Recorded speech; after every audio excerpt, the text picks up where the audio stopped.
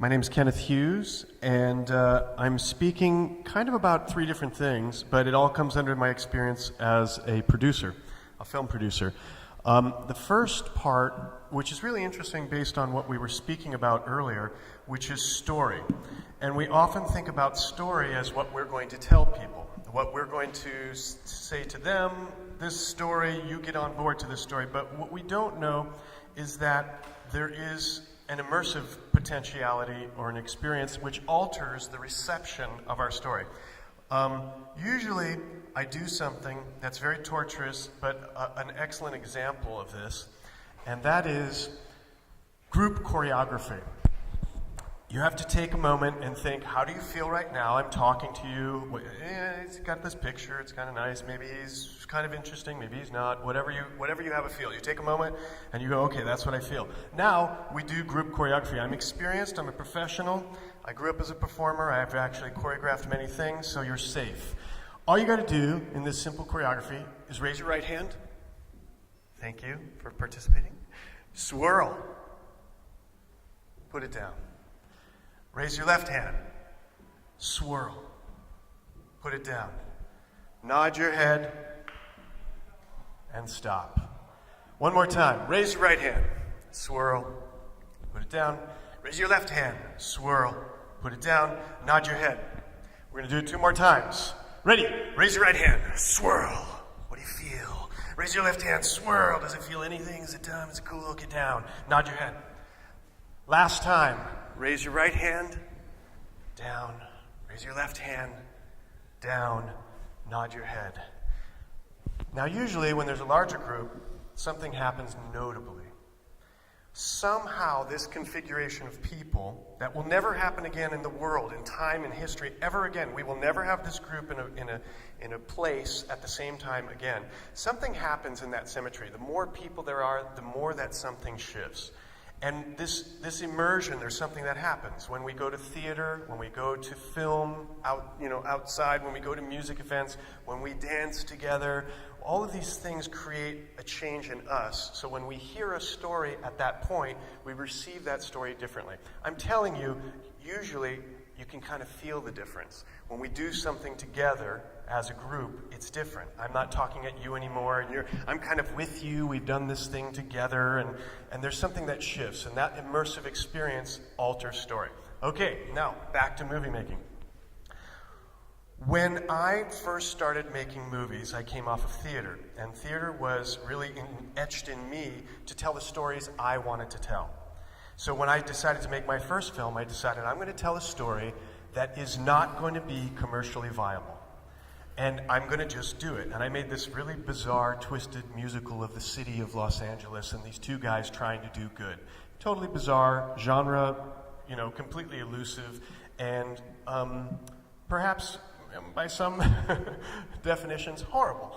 But it was still significant for me. There was an experience of making a story, and when I showed it in theaters, I noticed the interactions. I noticed a little bit of this immersive experience. When I showed it at home, or I heard about, when I saw online the different things where people would connect to it, it was notably different. So this stuck with me.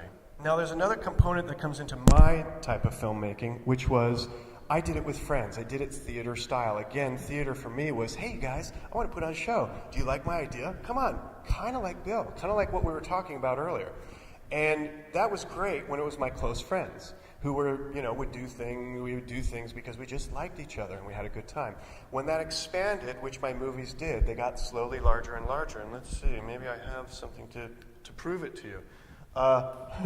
Okay, this is good.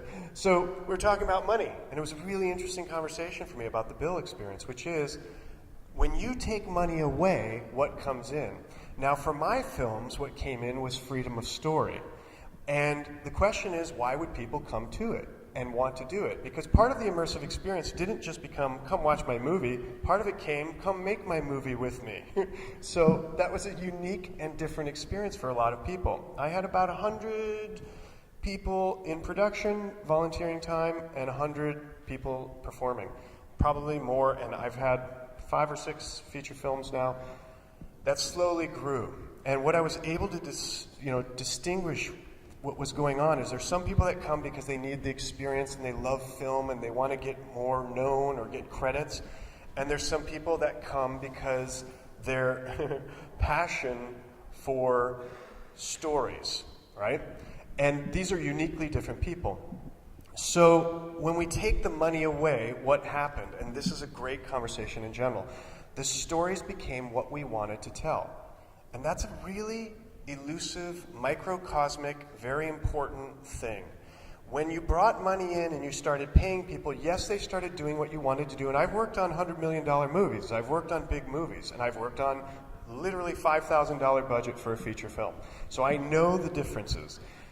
The crazy thing is, as much adversity and hell and mayhem existed on the $100 movie set as was on my $5,000 movie set.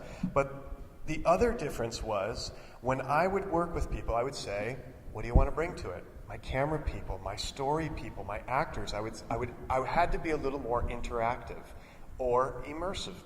What do you want? What do you think?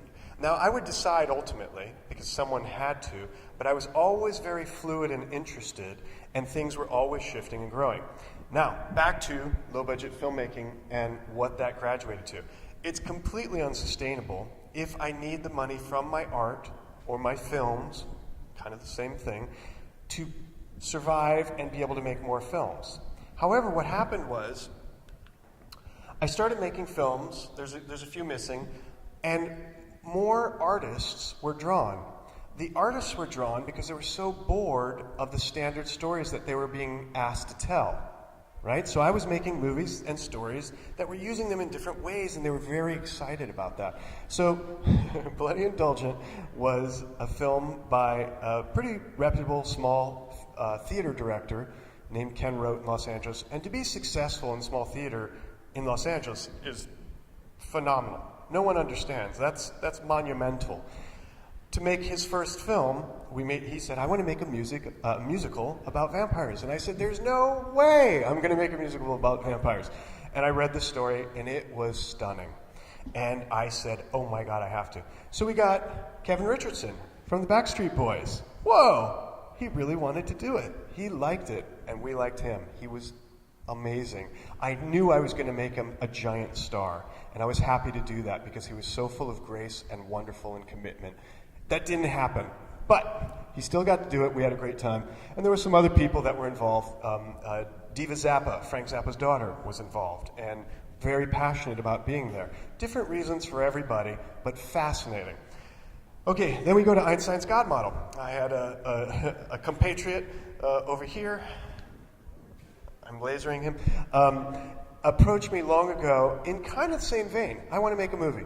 He then realized that without money, everything sucked and it was horrible, and he went off to become an anesthesiologist. And 10 years later, he wrote me and said, hey, I want to make a movie. And I said, oh, okay, well, send me a little outline. He sent me an outline. It was amazing. We did it. We got it done. And there were certain challenges with it. I didn't come on as a producer in the beginning, but I did later as it started to go down the drain. And we got it done. And we started to get a little traction. Not as much celebrity, but the experience of getting it done was another level, because I had visual effects, really intense visual effects, and I was told I could never make this movie, ever and ever, by many friends and experts in the field. It's impossible to do it for no money. We did it for very minimal money, and it was on this new paradigm of how do I involve people that want to tell a story? How do I immerse, even on the production side? And it was really interesting. And I would bring in newbies. Okay, so now I'm getting into the next level. I bring in newbies, I mentor, I bring in 5 people to do a one-person's job, knowing that one of them is going to hate it and try to sabotage everything, and we'll kill them. The other 2 will be okay, but they'll get things done. And 1 or 2 will be gold, and they'll carry the beast up the hill, and they'll learn the most, and we'll end up having a long relationship doing other films. That's exactly what happened. And we did that. Oh! Okay, I'm getting to move faster now.